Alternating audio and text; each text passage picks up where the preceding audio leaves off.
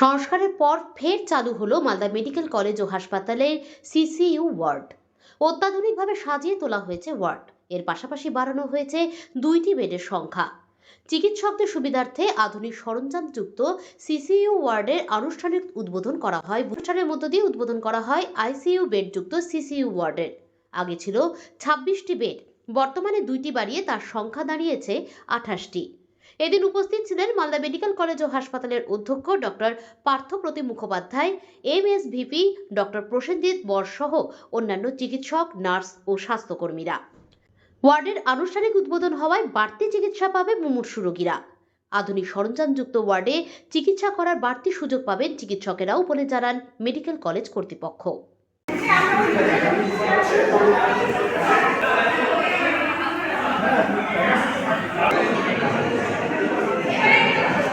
আমাদের এখানে সিসিউটি যেটা ছিল 12 বেডে যে সিসিউটি ছিল সেটা রিনোভেট করা হলো। আজকে যেটা হলো রিপেয়ার, রিনোভেট এবং কিছু পরিমার্জন পরিবর্তন করা হয়েছে এবং মূলত সিভিল ইলেকট্রিক্যাল কাজ করা হয়েছে এবং যারা এখানে কাজ করবেন সিস্টার, যারা নার্সিং স্টাফ এবং ডাক্তারদের সুবিধার্থে কিছু পরিবর্তন আমরা করেছি স্ট্রাকচারের মধ্যে।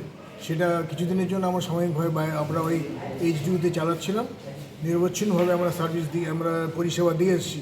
আজকে আমরা সেই পুরনো জায়গায় ফিরে এলাম এবং সেই পুরনো জায়গায় রেনোভেট করে নতুন জায়গায় ফিরে আসে না আমরা একটু আমাদের এখানে উৎসবের মতো করছি ব্যাপারটা। এটা আর কি ফিরে এলাম, এখানেই ছিল, এখানে রিপেয়ারের পর আবার আবার শুরু হচ্ছে আবার নতুন করে। এই যে সেবা যা দেওয়া হতো যা হবে সবই হচ্ছে, সমস্ত যন্ত্রপাতি অত্যাধুনিক যা আমাদের ক্রিটিক্যাল কেয়ারের প্রয়োজন সবই এখানে আছে। টেলিমেডিসিনের রাজ্যে কোনো র্যাঙ্ক করেছে মালদা? টেলিমেডিসিন পরিষেবায় রাজ্যে মালদা কোনো র্যাঙ্ক করেছে? সেটা দেখেছি শিশুটা আগে 12টা বেড ছিল, এখন সেটা 12টা বেডই আছে। সেটা সংস্কার করে আবার নতুন করে চালু করা হয়।